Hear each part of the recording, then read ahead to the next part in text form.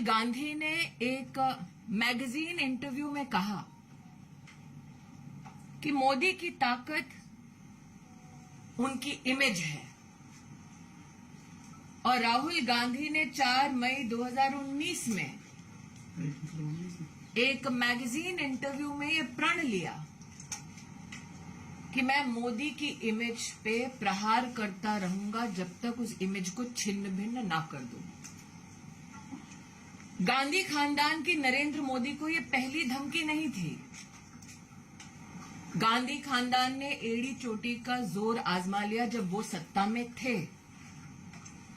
लेकिन न जनता का प्रेम नरेंद्र मोदी के लिए वो कम कर सके, न जनता का साथ।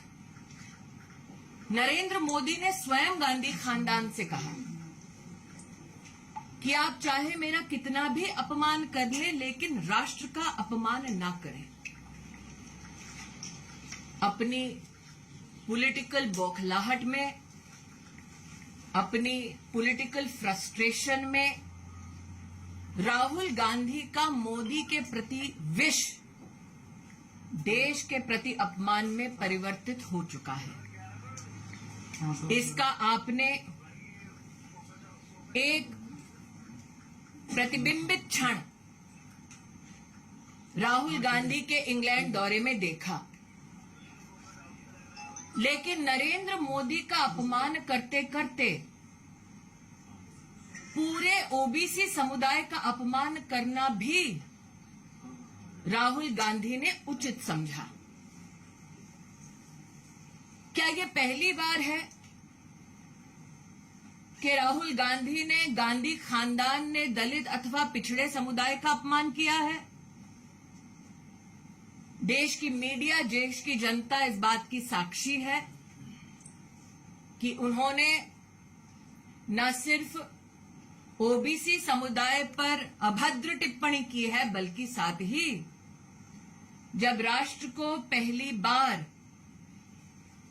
ट्राइबल परिवार की एक महिला को महामहिम राष्ट्रपति के पद तक चुनने का मौका मिला, तब भी गांधी खानदान के आदेश पर महामहिम द्रौपदी मुर्मू जी का अपमान कांग्रेस के नेतृत्व ने किया। ये बात और है कि राहुल गांधी अपनी ही पार्टी के दलित नेता से अपने चप्पल उठाते हुए दिखाई दिए और अब उनका झूठ सर चढ़कर बोल रहा है। The political psychosis of Rahul Gandhi is on full display. Rahul Gandhi 4 मई 2019 के अपने वक्तव्य पर खरे उतरने का प्रयास कर रहे हैं। नरेंद्र मोदी की इमेज पर प्रहार करने के लिए उन्होंने विदेश में झूठ बोला, देश में झूठ बोला, देश की संसद में झूठ बोला और संसद के अपने भाषण में जो झूठ बोला उसको पूरे देश ने सुना। संसदीय कार्य पद्धति के चलते जब राहुल गांधी से कहा गया कि आपने जो कटाक्ष किया है उसको साइन करके एक एक पृष्ठ पर ऑथेंटिकेट कीजिए, राहुल गांधी ने क्या अपने एलिगेशंस को ऑथेंटिकेट किया? नहीं किया। ये वो व्यक्ति हैं जो सुप्रीम कोर्ट के सामने जाकर नाक रगड़कर माफी मांगते हैं और आज ढोंग करते हैं डरपोक ना होने का। Ladies and gentlemen, on 4th May 2019,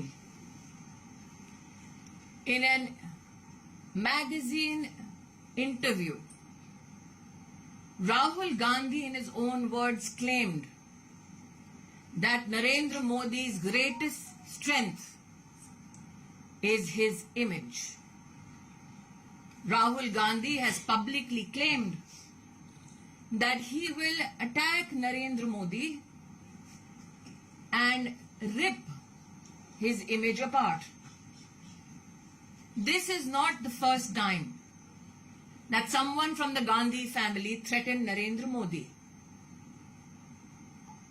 if we look at the history of the UPA, by hook and by crook, the Gandhi family tried their best to ensure that their arrogant challenge of punishing Narendra Modi for his leadership capacities to deliver development is punished. But what the Gandhi Khandan could not stop was the support of the people of India for the development politics of Narendra Modi. Narendra Modi accepted this challenge with only one request, that while the Gandhi family can attack him, this attack should not translate into an attack on the nation state. But such is the political frustration of Rahul Gandhi that a promise he made to a newspaper and a magazine could not be fructified, and hence he continued with his tirade. Like I said, the political psychosis of Rahul Gandhi is at full display. He abused and accused Modi in parliament, but could not verify his own statement by authenticating it with his own signature. This gentleman who claims false bravado in a press conference by abusing journalists went scurrying to the Supreme Court begging with an apology. That Rahul Gandhi has been convicted by a court for not abusing an individual but an OBC community is known to every citizen of our country. But is this the first time that Rahul Gandhi and his family have abused people, citizens from backward communities or tribal communities for that matter? The media, the citizens of our country saw Rahul Gandhi's political arrogance at display when a Dalit leader of the Congress party was made to pick up Rahul Gandhi's footwear. Everybody knows that when the Bharatiya Janata Party proposed the name of Srimati Draupadi Murmu, belonging to a poor tribal family, as the contender for the President of India, it is then that the Congress leadership, under the tutelage of the Gandhi family, unleashed vile attacks on Draupadi Murmu ji. So Rahul Gandhi, your promise on the 4th of May 2019 to a magazine editor that you will rip Modi's image apart is a promise that shall remain unfulfilled. Because Narendra Modi's greatest strength is the people of India. That Rahul Gandhi could not develop the humility to beg the forgiveness of the OBC community in our country is just another manifestation of a political arrogance called the Gandhi family. जी ma'am, एक प्रश्न है कि जिस तरह से राहुल गांधी को court verdict हुआ है, उसको अडानी इशू से जिस तरह से पार्लियामेंट में उन्होंने उठाया था, उससे लिंक करने की कोशिश कांग्रेस कर रही है और नैरेटिव बनाने की कोशिश कर रही है कि सरकार का इसमें हाथ था, ऐसा एक परसेप्शन। मैं स्पष्ट शब्दों में दोबारा कहती हूँ, ये कटाक्ष उन्होंने जब संसद में किया, उनसे कहा गया कि आप जो कह रहे हैं उसको ऑथेंटिकेट कीजिए, संसदीय एक प्रक्रिया है। उन्होंने एक भी डॉक्यूमेंट पर अपना ऑथेंटिकेशन करके सबमिट नहीं किया।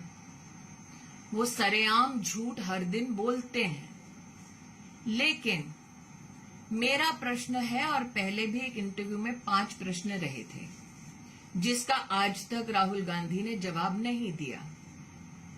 अगर इतने घनिष्ठ संबंध किसी के हैं तो रॉबर्ट वाड्रा अडानी जी के साथ हाथ में हाथ डाले काहे घूम रहे हैं? मैं आपका ध्यान दोबारा आकृष्ट करती हूँ।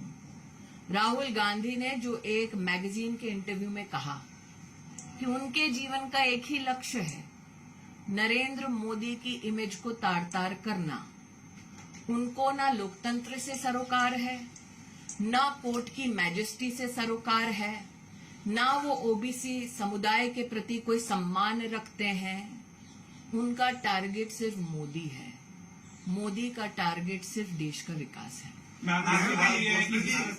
स्मृति जी, कांग्रेस का कहना है कि इतनी जल्दबाजी क्या है कि आप उनका घर खाली कराने में लगे तुरंत नोटिस। घर उनका नहीं है, जनता का है।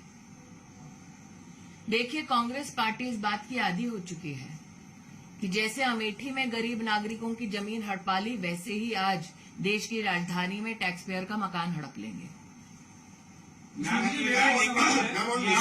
श्रीनिवास हैं, राहुल गांधी के बेहद करीबी नेता हैं कांग्रेस के। उन्होंने आपका नाम लेकर अभद्र भाषा का प्रयोग किया। उन्होंने कहा कि स्मृति ईरानी गूंगी बहरी हो गई हैं और जो मैं जानती हूँ क्या कहा है। शब्द राहुल गांधी के है, संस्कार सोनिया गांधी का है, बस जबान युवा कांग्रेस की है। और ये मैं इसलिए कह रही हूँ कि ये पहले युवा कांग्रेस के अध्यक्ष नहीं है जो अभद्र टिप्पणी कर रहे हैं। इसीलिए कहती हूँ, शब्द राहुल गांधी के हैं, संस्कार सोनिया गांधी की हैं, और जब तक ये दो हैं तब तक कांग्रेस का वो नेता जो प्रमोशन चाहेगा मुझ पर इस प्रकार की टिप्पणियां करता रहेगा। राहुल गांधी के पक्ष में मैम ये कोशिश की जा रही है कि राहुल गांधी के पक्ष में विपक्षी पार्टी को एकजुट किया जाए। वो प्रदर्शन के लिए तरीके अपनाते हैं, संसद से विजय चौक जाते हैं, काले कपड़े पहनते हैं। कैसे देखते हैं मैम इसे? मैं इतना ही कहूंगी कि जिसको समर्थन देने के लिए पूरी कांग्रेस पार्टी को कोशिश करनी पड़ रही है, आपको उसका सामर्थ्य पता नहीं चल रहा। कल जो कांग्रेस पार्टी ने किया, जो स्पीकर के ऊपर आप लोग देख रहे हैं जिस प्रकार से पेपर फेंके जा रहे हैं, वो स्पीकर की कुर्सी लोकतंत्र की ताकत का प्रतीक है। क्या डेमोक्रेसी को इस प्रकार से अपमानित करने का अधिकार गांधी खानदान को है? वो लोकसभा के स्पीकर हैं, किसी पार्टी से संबद्ध नहीं है। वो कुर्सी जिसे हम लोकतंत्र का मंदिर कहते हैं, उस मंदिर की सबसे वरिष्ठ पीठ है। Ma'am, on disqualification of Rahul Gandhi, Vedant Patel of the US Department has said that I think the appropriate response will be given by the MEA, but it is intriguing for me that if you look back at Rahul Gandhi's position in England, appealing to powers across the world to intervene in India, I hope MEA can give a response to this which is to your satisfaction. But this statement compels me to reflect on Rahul Gandhi's position, where he implored that every nation in the world should intervene in Indian democracy. Ma'am, yesterday Congress party leaders were wearing black clothes and all the opposition leaders came out. They had Narendra भाई ने कहा ना,